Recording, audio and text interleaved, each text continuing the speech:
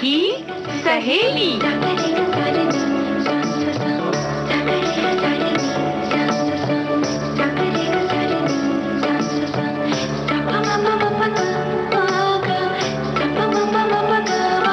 सखी सहेली।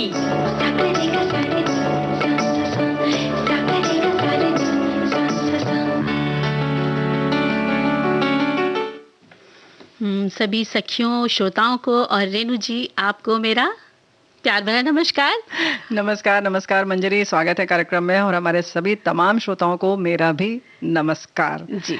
और तो बस देखिए ना, नवरात्र के दिन चल रहे हैं और आज है चौथा दिन, तो सभी लोग अपने घरों में जैसे पूजा करते आ रहे हैं तो आज भी कर रहे होंगे। बिल्कुल। लेकिन आज हम जो अपने विषय लेकर के आए हैं तो कुछ हमारे सखियों और श्रोताओं को तो पता ही है, फेसबुक पेज से पता चल गया होगा। नहीं नहीं, ऐसा नहीं होता है, सब चीजें नहीं पता चलती हैं। जैसे अभी हमारा एक विषय ही है, जैसे बिना कहे समझ जाओ, तो भाई ऐसा नहीं है, यहाँ पर विषय बताना पड़ेगा, बिना कहे नहीं समझा जा सकता कि हम किस विषय पर बात करने जा रहे हैं। लेकिन आज ये जो विषय है, बिना कहे समझ जाओ, ये हमारी दिनचर्या का बड़ा महत्वपूर्ण हिस्सा है। ये वाक्य जो है ना वो बहुत महत्वपूर्ण है, तो इस पर हम चर्चा करेंगे आज। हम तो चर्चा करेंगे रेणु जी, और साथ में हम ये भी देखेंगे कि हमारे जो श्रोता सखियां वगैरह हैं, सखा हैं, वो क्या इस पर हमें भेजते हैं लिख करके। और साथ में दादी माँ के नुस्खे में आज हम बात करेंगे, लहसुन की बात करेंगे। जी हाँ, गुणों की खान है लहसुन। और गीत मंजरी का आज दिन है और गीत मंजरी में जादू चलेगा, जादू का जी। तो जादू ये विषय है गीत मंजरी का आज। हाँ, और इसके साथ ही हम बात करेंगे, आज है राष्ट्रीय समुद्री दिवस, तो उसके बारे में भी बात करेंगे। लेकिन जैसा कि रेणु जी, आज माँ के चौथे रूप का, कुष्मांडा देवी का, कहना चाहिए कि आज पूजा का दिन है जी। तो कुष्मांडा शब्द दो शब्दों यानी कुसुम मतलब फूलों के समान हंसी और आंडा का अर्थ ब्रह्मांड है, अर्थात वो देवी जिन्होंने अपनी फूलों सी मंद मुस्कान से पूरे ब्रह्मांड को अपने गर्भ से उत्पन्न किया है या उसमें है। अर्थात देवी में ब्रह्मांड को उत्पन्न करने की शक्ति व्याप्त है और वे उदर से अंड तक अपने भीतर ब्रह्मांड को समेटे हुए हैं, इसलिए माता रानी को कुष्मांडा के नाम से जाना जाता है। आज इनकी पूजा अर्चना की जा रही है। देवी कुष्मांडा की 8 भुजाएं हैं, दिखाया जाता है। उनके सभी हाथों में दिव्य वस्तुएं हैं, जैसे कि अमृत कलश है, कमंडल है, धनुष, बाण, कमल पुष्प, चक्र, गदा है और 8वें हाथ में सभी सिद्धियों और निधियों को देने वाली जपमाला है। देवी का वाहन दिखाया जाता है, जो है वो है सिंह है और लाल रंग के वस्त्रों से सुशोभित है कुष्मांडा देवी। और देवी को कुम्हड़े की बलि प्रिय है। संस्कृत में कुम्हड़े को कुष्मांड कहते हैं, इसीलिए देवी को कुष्मांडा कहते हैं। देवी का वास सूर्यमंडल के भीतर लोक में है। सूर्य लोक में रहने की शक्ति क्षमता केवल इन्हीं में है, इसीलिए इनके शरीर की कांति और प्रभा सूर्य की भांति दैदीप्य मान है। वैसे भी शक्ति की उपासना, अगर हम अणु परमाणु की बात करें या वैसे भी, हम सब बहुत सालों से, वैज्ञानिक भी इसकी खोज में लगे रहे हैं और ये देवी जो है हम लोग अलग अलग ढंग से उनके प्रतीक के तौर पर पूजा करते हैं। इनकी जो आलोक है वो दशों दिशाओं में है और कहते हैं कि दसों दिशाएं आपके ही दिव्य तेज से आलोकित हैं। ब्रह्मांड की सभी वस्तुओं में और प्राणियों में आपका ही तेज व्याप्त है और लाल रंग के वस्त्रों से सजाया जाता है, जैसा कि हमने पहले बताया। भक्तों के वहीं पर खुद नारंगी वस्त्र पहने जाते हैं, लोग पहनते हैं और सच्चे मन से पूजा करने से रोगों शोकों का नाश होता है। वैसे भी जब हम व्रत त्यौहार करते हैं तो साफ सफाई इस तरह से करते हैं कि बीमारी वैसे ही दूर हो जाती है और आज पूजा करने से आयु, यश, बल, आरोग्य प्राप्त होता है। ये देवी थोड़ी सी ही सेवा से प्रसन्न हो जाती हैं और आशीर्वाद प्रदान करती हैं। ये सारी चीज़ें इसलिए बनी हैं कि कहीं ना कहीं हम जब शुद्ध मन से रहते हैं तो जाहिर है कि हम खुश रहते हैं और हमारी उन्नति, तरक्की सब होती है और बिल्कुल परेशानियां तो वैसे ही दूर भाग जाती हैं। बिल्कुल भाग जाती हैं। और रेणु जी, 9 दिनों के अलग अलग रंग भी होते हैं जो सभी सखियां खूब पहनती हैं, जैसे पीला, हरा, भूरा, नारंगी है, सफेद है, लाल, गुलाबी, नीला और जामुनी रंग।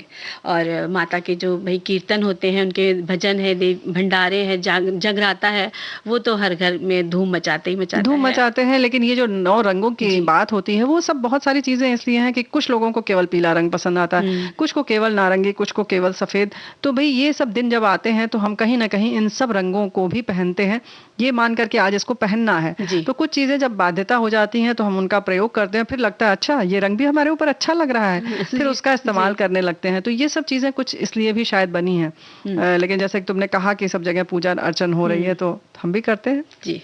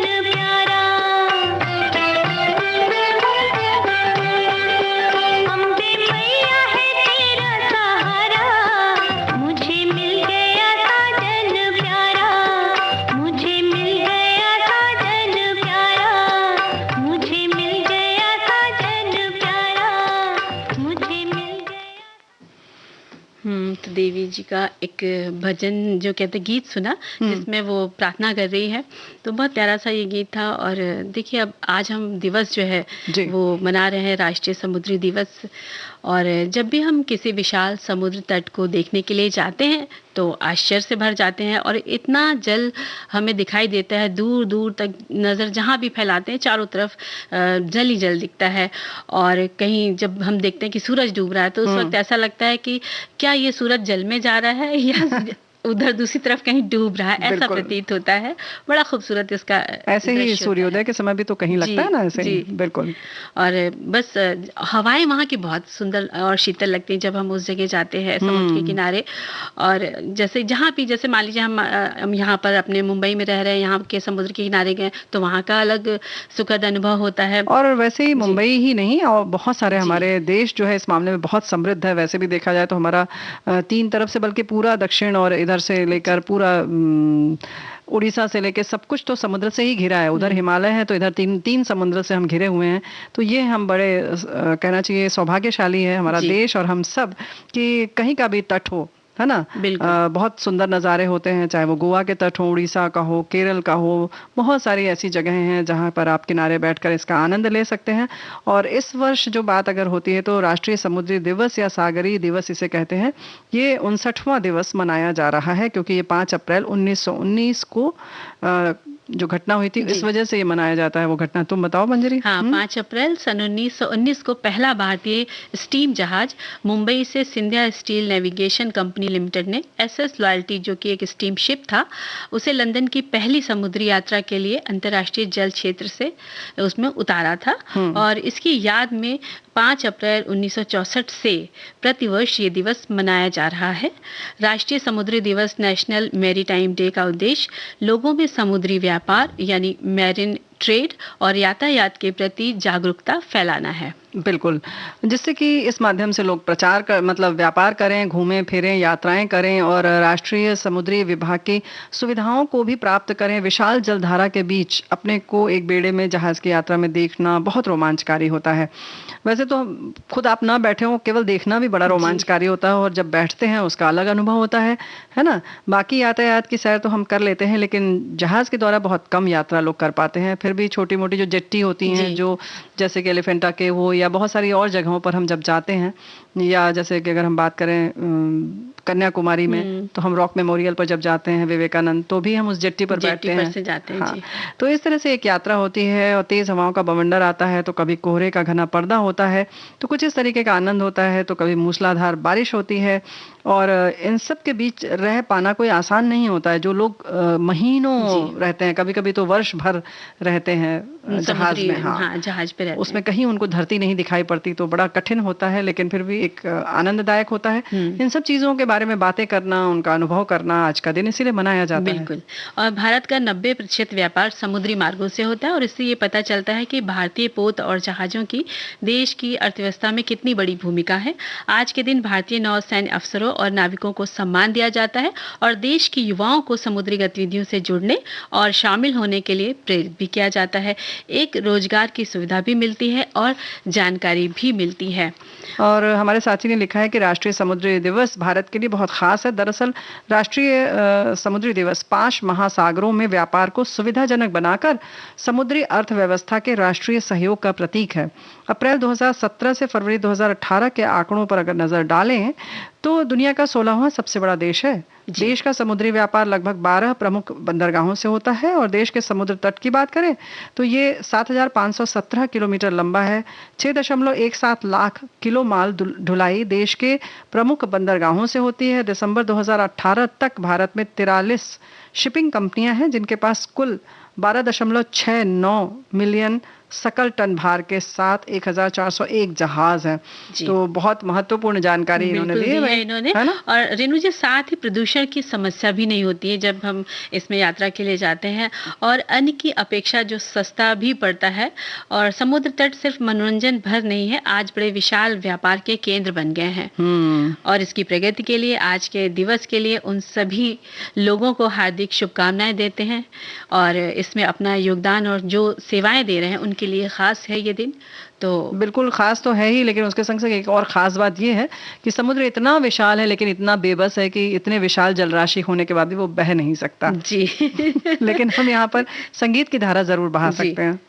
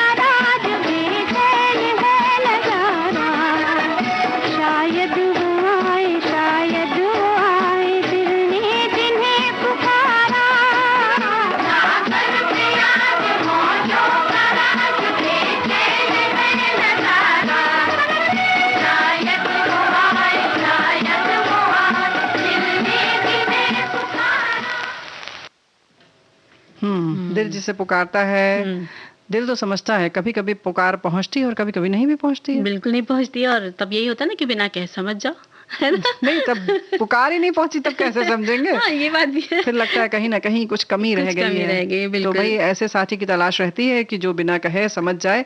तो सच्ची सहेलियां और आपको सच्चे दिल से चाहने वाले लोग बिना कहे सब कुछ समझ जाते हैं। ये हमारे साथी ने लिखा है, किसी दिन यदि मेरा मन ठीक नहीं हो तो मेरी एक सहेली और मेरी प्यारी बहू फोन पर ही मेरी आवाज सुनकर समझ जाती है, अंदाजा लगा लेती है कि मेरे साथ सब कुछ ठीक नहीं है। ये मुझे काफी अच्छा लगता है और मैं उसकी इस बात की काफी कायल हूँ। और क्या देखिए बात ना, है। एक संदेश और मिला है कि माँ ही है जो बिना कहे बच्चों की बात समझ जाती है। नटखट बच्चों की आंखें सब बयां कर देती हैं। शादी के कुछ साल बाद पति पत्नी बिना कहे एक दूसरे के मन की बात समझ जाते हैं। सच्चे और पक्के दोस्त भी बिना कहे साथी की परेशानी समझ जाते हैं। रिश्ते जितने गहरे और मजबूत होते हैं, बिना कही बातें उतनी ही आसानी से समझी जा सकती हैं। बिल्कुल सही लिखा है इन्होंने संदेश। और बिना कहे समझ जाओ, अक्सर हम उस वाक्य से घिर जाते हैं ना रेणु जी। और इस बात का अंदाजा ऐसे लगा सकते हैं कि कभी-कभी जब मुख मुद्राएं भी बहुत डिपेंड करती हैं कि हम किस भाव से ये बात कह रहे हैं कि बिना कहे समझ जाओ। जैसे कि हम आहिस्ता से ये बात कहते हैं तो तब लगता है कोई कुछ इशारा किया जा रहा है कि बिना कहे समझ जाओ। और कुछ समझने का, याद दिलाने का भी बात होती है इसमें। और वहीं जब दूसरी तरफ माथे पर लकीरें तन जाएं और तब ये कहा जाए कि बिना कहे समझ जाओ, तो इसका मतलब है कि मन में डर और भय तो उत्पन्न हो जाता है पहले ही, और लगता है कुछ तो गड़बड़ हुई है। बिल्कुल जो सही बात है। हमने उनका चेहरा देखा नहीं और हम भाव से डर गए, समझ गए। लेकिन समझ तो तब भी नहीं पाते ना कि बस क्या मामला क्या है। जब खुद आपको अपनी गलती पता हो तो ही समझ सकते हैं कि अच्छा ये किया था इसलिए ऐसा हो रहा है। लेकिन बच्चों की जब बात की जाए तो माँ जब ये कहती है ना कि बिना कहे समझ जाओ, तो अंदाज मोहक है, होठों पे मुस्कान है, तो बस समझ जाइए कि बच्चे सोचते हैं कि माँ क्या समझाना चाह रही है। लेकिन थोड़ी देर बाद समझ में आता है कि अरे वाह, कुछ खास बना है, या तो आइसक्रीम बनी है, या तो फिर कुछ खीर बनी है, या कुछ हमारी पसंद का बना है। तो कुछ इस तरीके की जब बातें आती हैं तो बच्चे खुश हो जाते हैं। और माँ तुम बिना कहे समझ जाओ, इसके लिए वो कहती हैं कि भाई मैं यही तो कह रही थी, है कि नहीं। और माँ मुस्कुरा पड़ती है। तो ये होती है माँ और बच्चे की आपस की बातचीत। और बिना कहे बहुत कुछ बच्चे तो समझते हैं, लेकिन माँ तो समझ ही जाती है। कभी कभी तो बच्चे के सपने तक माँ समझ जाती हैं कि बच्चों ने सपने क्या देखे। और कई बार जब शैतानी कर रहे होते तो माँ उस समय जब कहती है कि बिना कहे समझ जाओ, तो बच्चे कहते हैं, उनको लगता नहीं कि कुछ और बात होगी, तो कहते हैं अच्छा आज फिर कुछ आइसक्रीम या खीर मिलेगी। तब माँ जोर देकर कहती है आज तो मार पड़ेगी।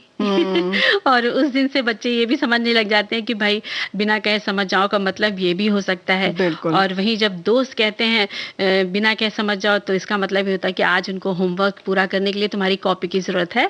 तो तरह तरह की बातें होती जो जिस तरह से करना चाहता है। ऐसे ही शिक्षक और विद्यार्थी के बीच में भी संबंध होता है कि समझना होता है। अगर शिक्षक कहते हैं कि आज बिना कहे समझ जाओ, तो समझ जाइए कि आज कुछ परिणाम आने वाला है, और किसको क्या मिलेगा ये तो बाद में ही पता चलता है। जी, है ना। बिल्कुल। और फिर तो क्या होता है कि धड़कनें बढ़ जाती उस समय जब शिक्षक ये बात कहते हैं, और लगता है कि भाई किसको कितना मिलेगा, कौन पास फेल होगा। और पास हुए तो वाह वाह मिलेगी, और अगर फेल हुए तो टीचर का लेक्चर मिलेगा, डांट भी पड़ेगी। और देखा जाए तो अब इस वाक्य की जो यात्रा है वो यहीं पर नहीं रुकी, चलती ही रहती है। अगर ऑफिस में बॉस कहे तो डर ही लगता है कि अब क्या समझे, आज मिलेगी डांट या नौकरी से इस्तीफा। भाई कुछ भी हो सकता है रेणु जी। और बड़ा गोल घुमावदार, दिमाग का दही कर देने वाला ये शब्द वाक्य है, बिना कहे समझ जाओ। हाँ, ये बात तो है। और हमारे साथी ने जैसे लिखा कि विवाह के बाद भी समझ में आता है कि पति पत्नी में आपस में इस तरीके के संबंध होते हैं। और बहुत बार ऐसा भी होता है कि चाहते हैं कि बिना कहे सारे काम होते चले जाएं। सभी चाहते हैं एक दूसरे से ऐसा ही। चाहे तो वो पत्नी ये चाहती है कि पति बिना कहे अपना सब्जी वगैरह ले आए, बाहर का सामान, और पति ये चाहते हैं कि पत्नी घर का काम बिना कहे निपटा दे। तो इस तरह की जो बातें आती हैं तो ये कह उठते हैं कि भाई बिना कहे समझ गए। और जब पत्नी कहती है मतलब है कि चाहे बिना कहे समझे, कहे सारे काम होते जाए। कई बार तो ये कह उठते हैं कि क्या बिना कहे समझ जाए। दिल में तो बैठा ही नहीं तो समझ गए, आपको बोलना पड़ेगा। मतलब ये कहना पड़ता है ना कि दिल में तो बैठे हैं कि आपके, जो हम बिना कहे समझ जाए, तो फिर आपको तो बोलना ही पड़ता है। अगर मन का नहीं हुआ तो ये भी कहा जाता है कि तुम्हें समझ में नहीं आता। इस बिना कहे समझ जाओ वाक्य ने घुमा कर रख देता है जब इस तरह के पति बोलते हैं। तो भाई जब इतना घुमा फिरा के बात करनी हो तो बेहतर है कि गीत सुना जाए, उसके बाद अन्य बिंदुओं पर सोच लिया जाए कि क्या क्या हो सकता है और क्या क्या नहीं हो सकता है ना।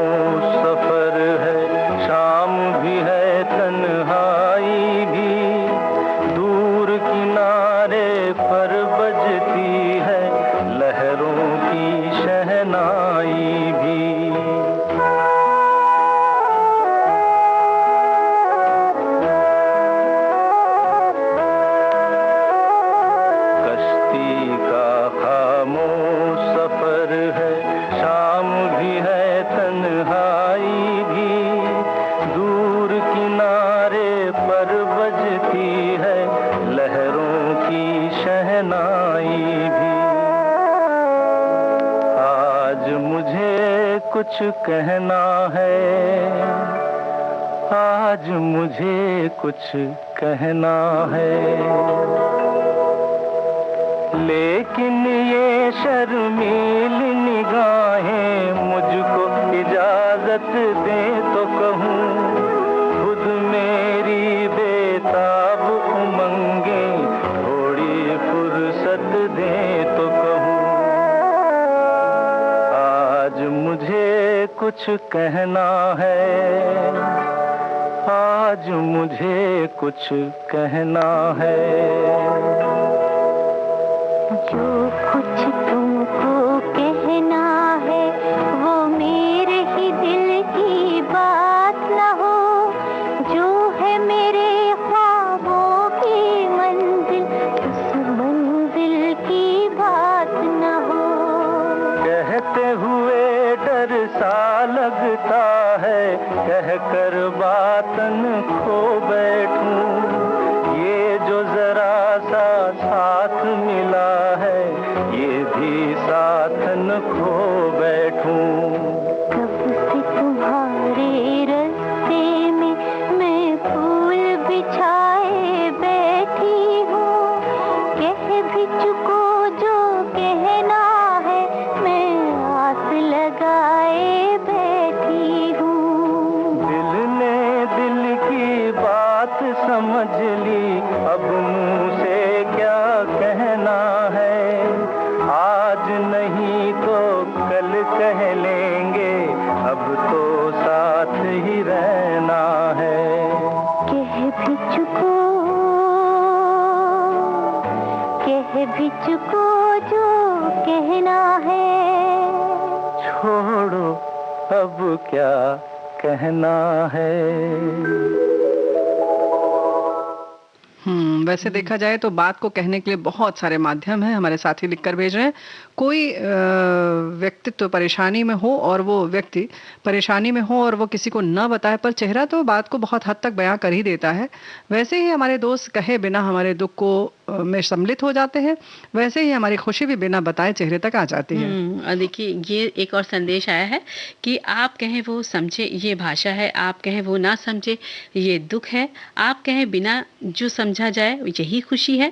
मेरा कहने का मतलब है कि अगर आपने अपने साथ में होते हैं हमें बहुत खुशी होती है, क्योंकि वो काफ़ी बातें बिना कहे सुने ही समझ जाते हैं, इसलिए उनके साथ समय व्यतीत करके हमें अत्यंत खुशी महसूस होती है। ये बात बिल्कुल सही है। और कुछ लोग ऐसे होते हैं जो आपको 1000 शब्द बोलते हुए सुन सकते हैं और फिर भी आपको समझ नहीं पाते हैं, और ऐसे अन्य भी हैं जो आपकी खामोशी या बिना कुछ कहे समझ लेते हैं। यही लोग आपके सच्चे साथी होते हैं। लेकिन मंजरी बहुत सारी चीजें ऐसी होती हैं कि ये सबका अपना गुण होता है कि कौन उसमें बहुत काबिल होता है, कुछ लोग नहीं समझ पाते बहुत चाह कर भी। जी। ऐसा नहीं है कि आपके वो सच्चे साथी नहीं हैं, हाँ, है होने ना? के बाद भी नहीं समझ पाते हाँ, हैं, तो वो ये चीज़ अपनी अपनी व्यक्तित्व का गुण होता है। किसी किसी को मिला होता है, ये भगवान की तरफ से कह सकते हैं, ईश्वर प्रदत्त होता है। कुछ लोगों को नहीं समझ में आता है, तो इसका मतलब नहीं कि वो गड़बड़ है या कुछ और है या आपसे हाँ, दूरी बना कर रखना चाहते सही हैं। बात है। लेकिन हाँ, बहुत अगर गंभीरता से देखेंगे, किसी से मिलते हैं जब आप, तो आप धीरे धीरे जितना आप साथ में रहते हैं तो धीरे धीरे समझ जाते हैं कि ये इस समय क्या चाहते हैं, उस समय क्या चाहते हैं। ये एक तरह से कह सकते हैं कि उनकी दिनचर्या से, उनके हाव भाव से, उनकी जो पसंदीदा चीजें हैं, नापसंद बातें हैं, उन सब से आप एक आकलन करते हैं और एक नया, एक कहना चाहिए, समीकरण बना लेते हैं कि अच्छा हाँ भाई, इनको ये पसंद है, ये नहीं पसंद है ना? बिल्कुल। और कई बार बातें भी ऐसी होती लोग करते हैं कि उससे भी प्रभावित हो जाते हाँ। हैं और वो भी अच्छा लगता है। बिल्कुल। तो रेणु जी, समय हो चला है एक अंतराल का, तो हम लेते हैं एक अंतराल और मिलते हैं थोड़ी देर के बाद।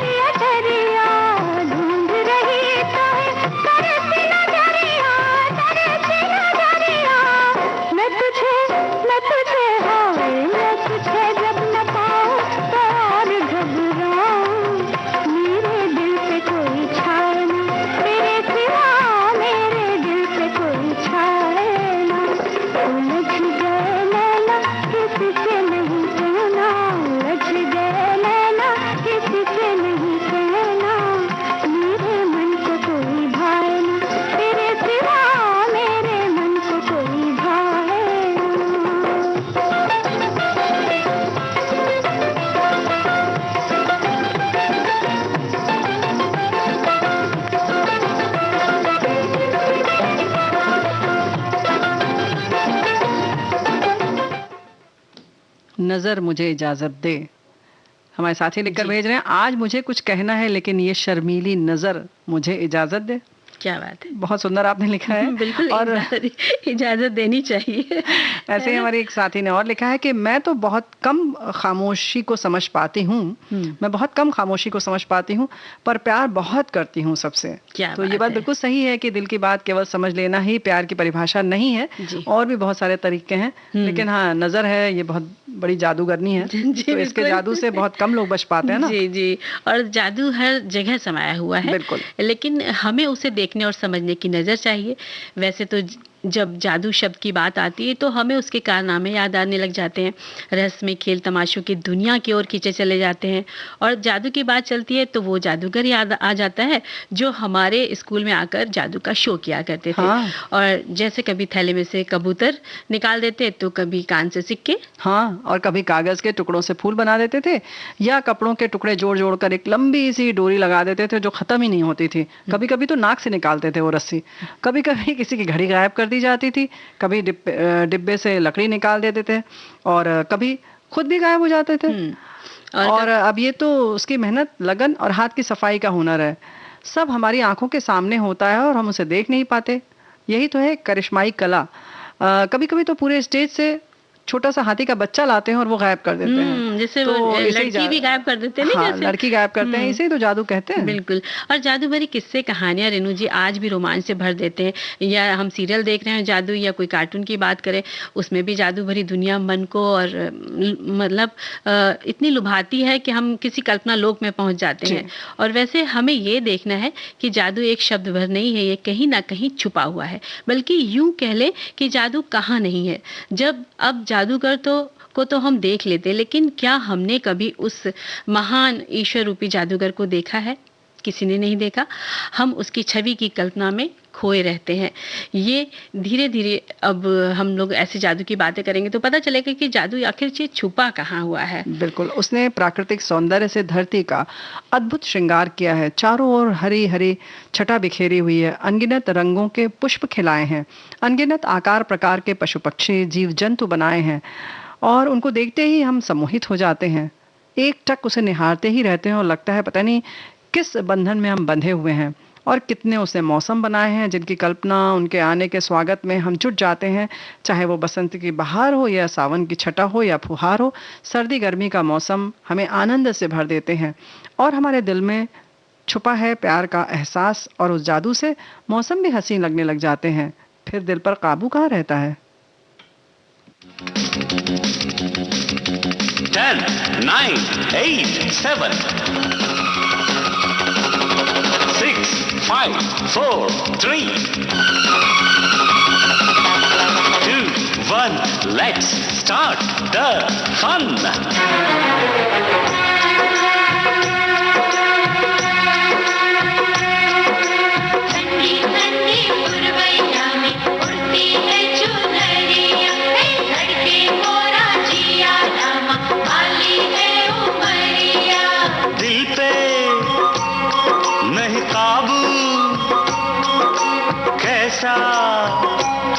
ये जादू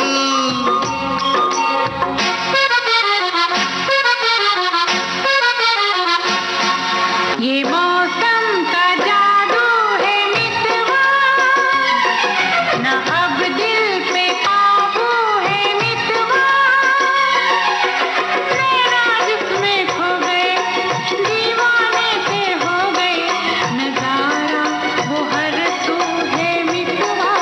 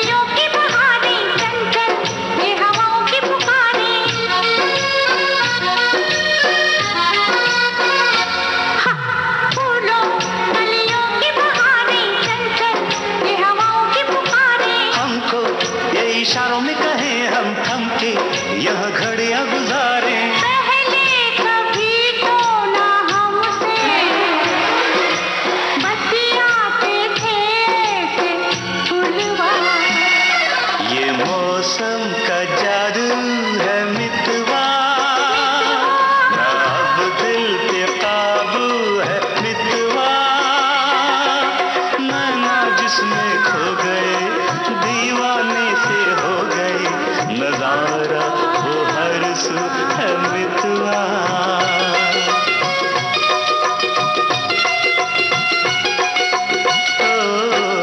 मौसम का जादू है मितवा।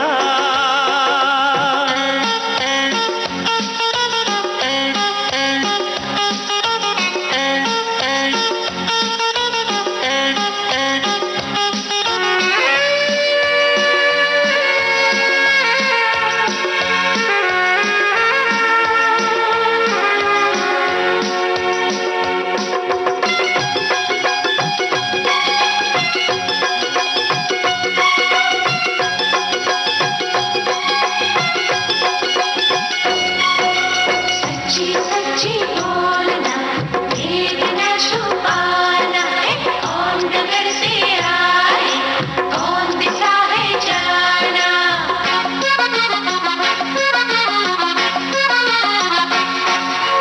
इनको हम लेके चले हैं अपने संग अपनी नगरिया,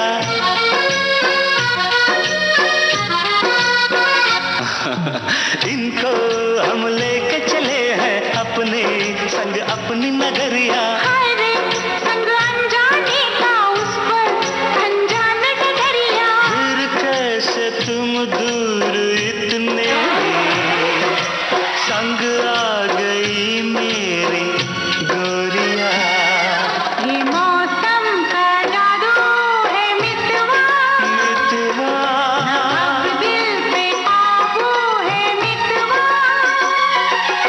नैना जिसमें खो गए दीवाने से हो गए, नजारा वो हर सू है मितवा।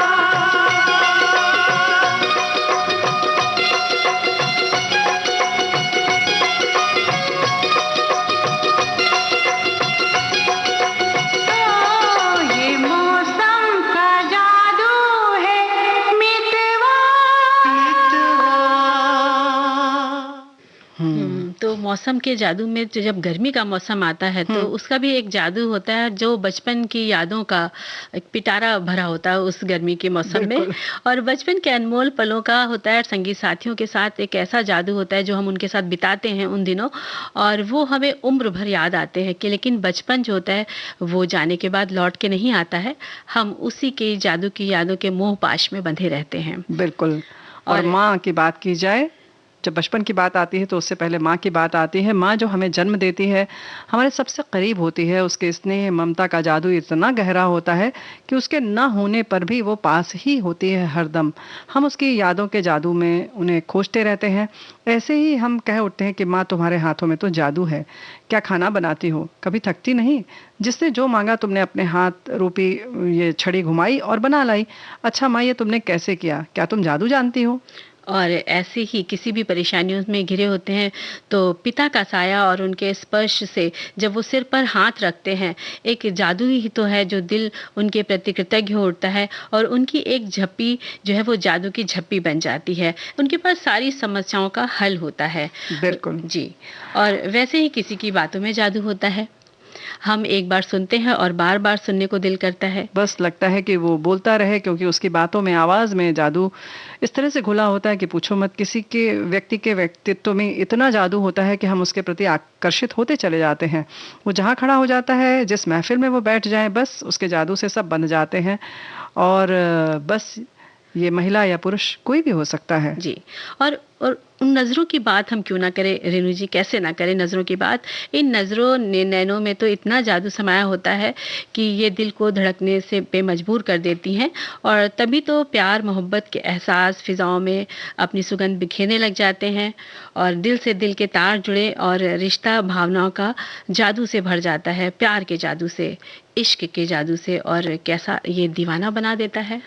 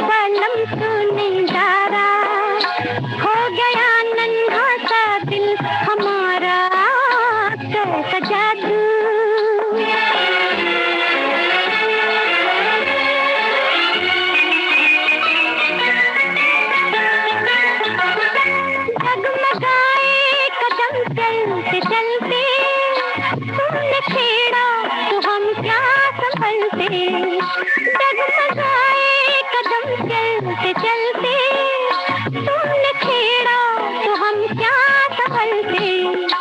लो चले, लो चले, लो चले नाम लेकर तुम्हारा, खो गया नन्हा सा दिल हमारा, कैसा जादू बालम तूने डारा, खो गया नन्हा सा दिल हमारा, कैसा जादू।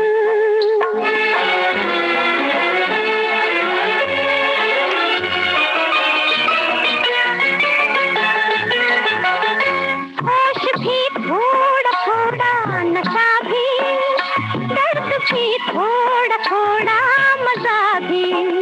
होश भी थोड़ा थोड़ा, नशा भी, दर्द भी थोड़ा थोड़ा, मजा भी।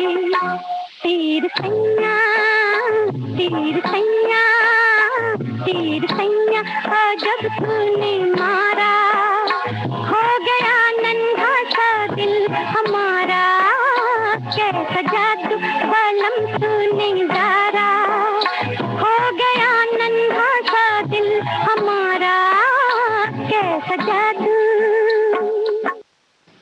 तो ये जादू जो है वो सब जगह समाया हुआ है। और कोई कोई रेणु जी इतना अच्छा लिखता है कि हम कह उठते हैं कि भाई आप तो कलम के जादूगर हैं जी। और आपकी लेखनी में बहुत जादू भरा हुआ है। और कई बार हम एक किताब पढ़ना शुरू करते हैं और इतनी अच्छी लगती है कि बस उसको ख़त्म करके ही मानते हैं। उसके हर शब्दों में जादू भरा होता है। फिर शब्दों के जादू की बात ही क्या है, ऐसे ही गीत संगीत वाद्य यंत्रों का स्वरों में ऐसा जादू भरा होता है कि बस हम उसी में खो जाते हैं और सुख शांति और का आनंद का अनुभव करते हैं। क्योंकि जादू तो कण कण में समाया हुआ है। कहाँ नहीं है जादू, महापुरुषों संतों की वाणी में जादू है, ऐसे ही बादलों में जादू है। लगता है कैसे जलवृष्टि करते हैं, आसमान का रंग नीला कैसे है, धरती इतनी विशाल क्यों है। ऐसे ही हमारे साथी लिखते हैं कि सच में किसने एक ही मिट्टी में पैदा हुए संतरों में ऑरेंज कलर और टेस्टी खट्टा मीठा पानी जूस भरा, और फिर उसी मिट्टी में ऊंचे से नारियल के पेड़ों में नारियल और उसके पानी का डिफरेंट टेस्ट कर दिया। वाह क्या जादू है। क्या बात है। इसी जादू को देखकर ही तो किसी ने क्या खूब लिखा है, कोई तो है जो निजाम हस्ती चला रहा है, कोई तो है जो निजाम हस्ती चला रहा है, खुद दिखाई नहीं देता पर जलवा अपना दिखा रहा है। तो ये जादू ही है, जलवा देख रहे हैं हम, है ना। बिल्कुल। और चांद की चांदनी इतनी शीतल जादू भरी क्यों है ना। और सूरज में कैसा जादू है, जीवन चक्र चलता कैसे है, मिट्टी में कितना जादू भरा है, कैसे वो समय से अंकुरित करती है बीजों को, हवा में कैसा वेग है और कितना कहाँ से आती है कहाँ को जाती है। इन सभी में देखा जाए रेणु जी तो जादू ही समाया होता है। तो ऐसे ही हम आश्चर्यचकित रहते हैं, जल इतना निर्मल क्यों है इतना पारदर्शी और पतला, सब में जादू है। संसार, इस संसार में रहने वाले प्राणी, हर जगह हम बिल्कुल आश्चर्यचकित हो जाते हैं। सब एक दूसरे को आकर्षित करते हैं, सबकी भावनाएं अलग अलग हैं, सब एक दूसरे पर जादू डालते हैं और कहीं ना कहीं उसी प्यार में बंधे हुए हैं।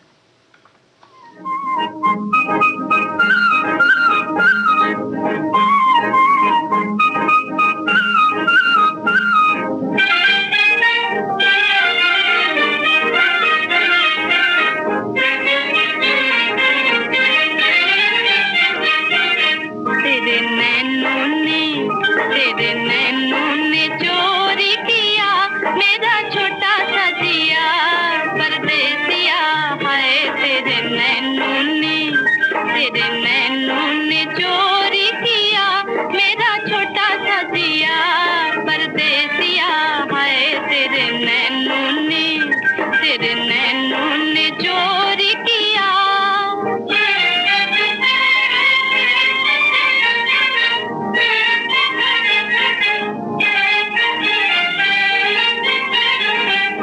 जाने कैसा जादू किया तेरी मीठी बात ने, तेरा मेरा प्यार हुआ पहली मुलाकात में। जाने कैसा जादू किया तेरी मीठी बात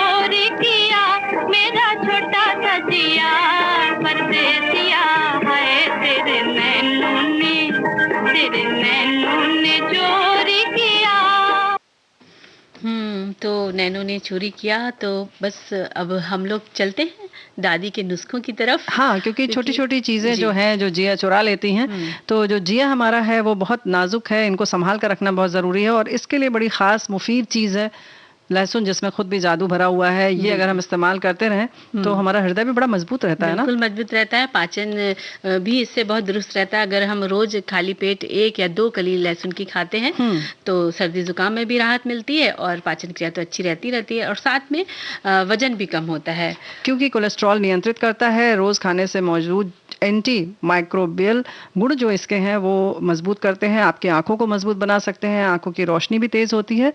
और लहसुन में सेलेनियम होता है जो शरीर की समस्याओं को बहुत कम करता है, बचाता है शरीर को। बिल्कुल। और लहसुन को अगर सरसों के तेल में मिलाकर लगाते हैं, मालिश करते हैं तो जोड़ों के दर्द में भी आराम मिलता है। और इसके साथ साथ अगर आपको कब्ज की समस्या होती है तो लहसुन और हरी धनिया की चटनी ये खा सकते हैं।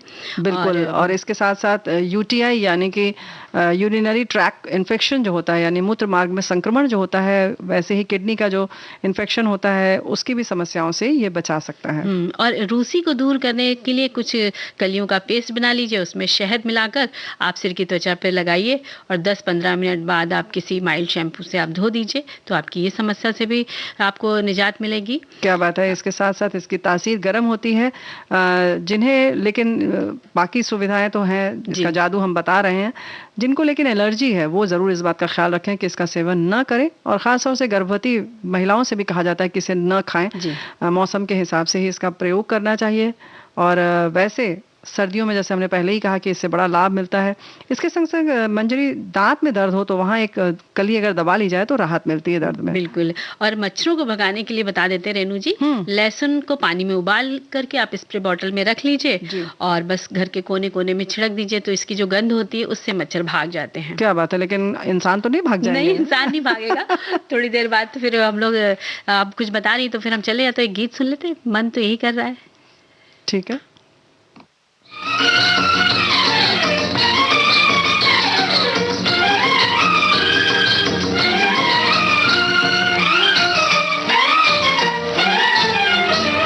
हमरे सामने चलो नी पिया, तुझसे मिलने को मचले दिया। हमरे सामने चलो नी पिया, तुझसे मिलने को मचले दिया।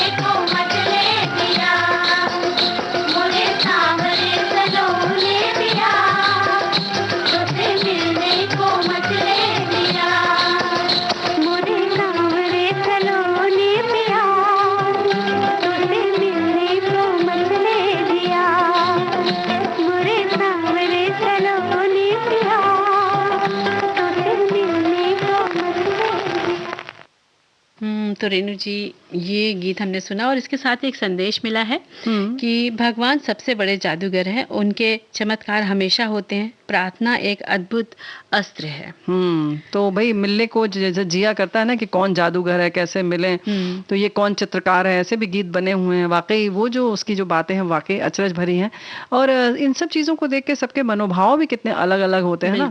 कोई किसी चीज को देख के बहुत प्रसन्न होता है, कोई अगर उदास हो जाता है। तो मनोदशा की अगर हम बात करें तो उसके भी कितने रंग हैं और अद्भुत अद्भुत रंग हैं कि समझ नहीं आता है कि ये किसने बनाया है। बिल्कुल। और जब हम उसके करीब जाते हैं और उसको छूते हैं, उसको एहसास मतलब उसको स्पर्श करते हैं, तो वो जो एहसास होता है खुशी का कि अरे ये है क्या, कैसा है, तो उसका भी अपना एक अलग मजा होता है। तो भाई ये जो संसार है या हम हमारे आसपास जितनी भी चीजें हैं सभी एक अलौकिक आनंद देती हैं और सब में कुछ ना कुछ हमें दिखाई देता है, रहस्य छुपा होता है।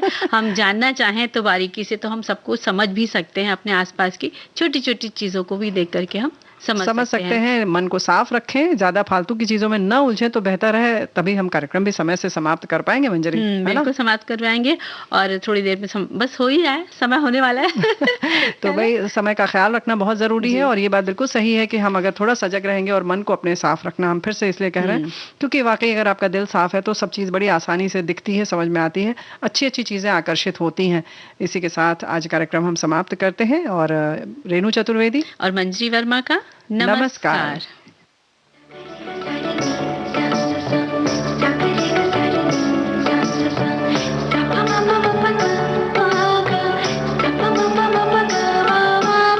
सखी सहेली।